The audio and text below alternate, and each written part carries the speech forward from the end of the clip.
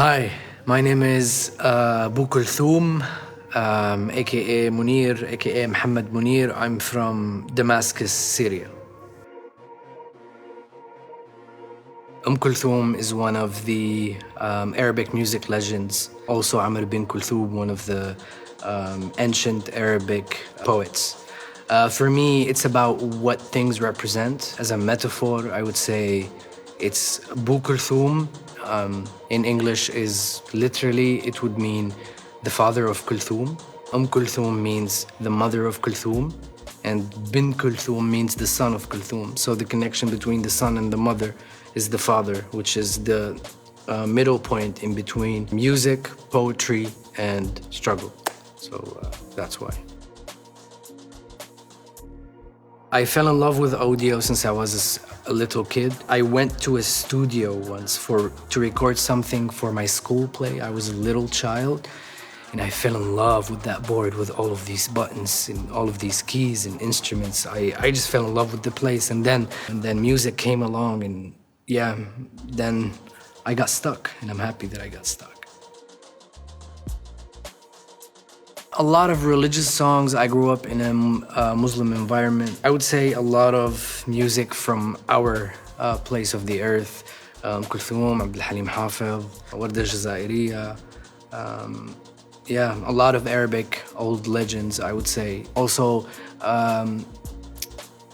reading the Quran in different tonings and in different ways is also a very musical thing, because there are ways that you can perform Quran, and these ways are very musical and they have rules and stuff. So I also was grown up with that also musical aspect. So I had I'm like in the middle, in between two cultures. My first music memory, I would say, was Insane in the Brain, Cypress Hill.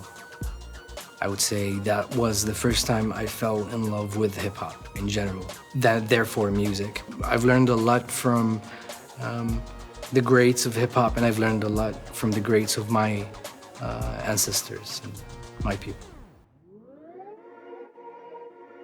I've learned a lot in Jordan because in Jordan there's the Palestinian scene also is very present there, and a lot of these people have done production way before I did, and they have done a lot of music in the region, and I've learned a lot technical wise from a few of them, and I got inspired a lot in Jordan by the artists that were there at the time.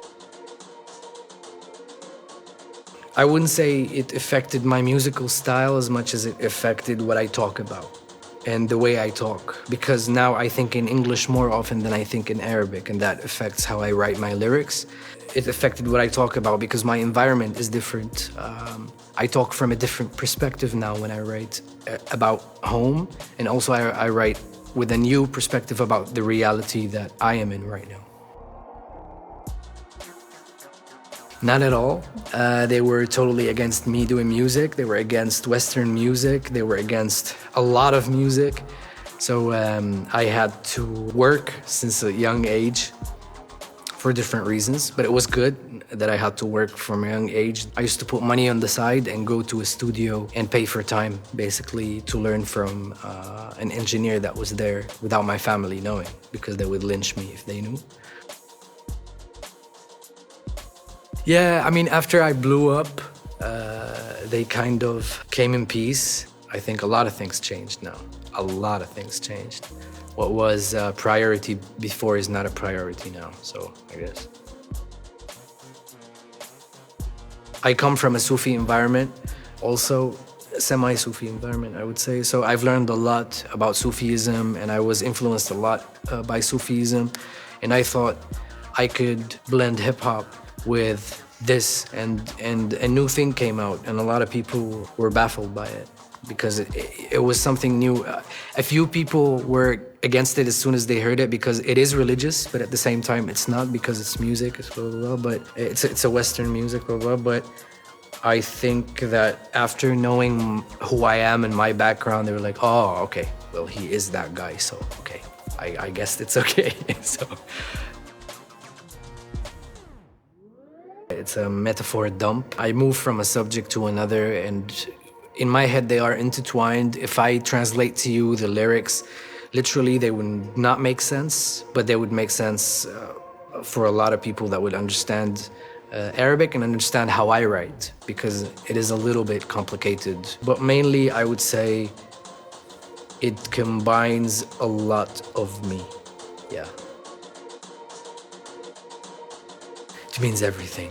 We are, as Arabs, and specifically also as people from Bilad Sham, from the Sham area, from the Syria, Palestine, Jordan, Lebanon, we are either misrepresented or underrepresented or even unrepresented.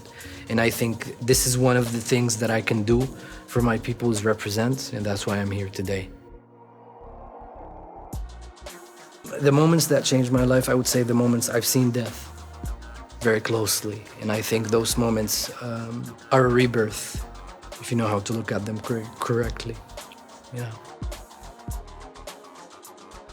Currently, I would say my motivation is to achieve freedom for me and my people on a close circle, meaning my team and my friends, and being able to buy freedom, because money doesn't buy you happiness, but it buys you freedom. I wish that for me and my team. And the second thing is, I would say, on a bigger scale, for us as people. I think in 10 years I'm going to be doing music. I think I want to be able to provide chances for the next generations of musicians that my generation did not have. I don't know if I would be opening a record label back home or doing something like that, but I want to be part of rebuilding my region with what I know and with the experience I have been building over the years. It depends on where you're from, honestly. If you're European, have fun and good luck, because the competition is fierce. If you're from my region, good luck, X4. Like, I don't know. Free Palestine.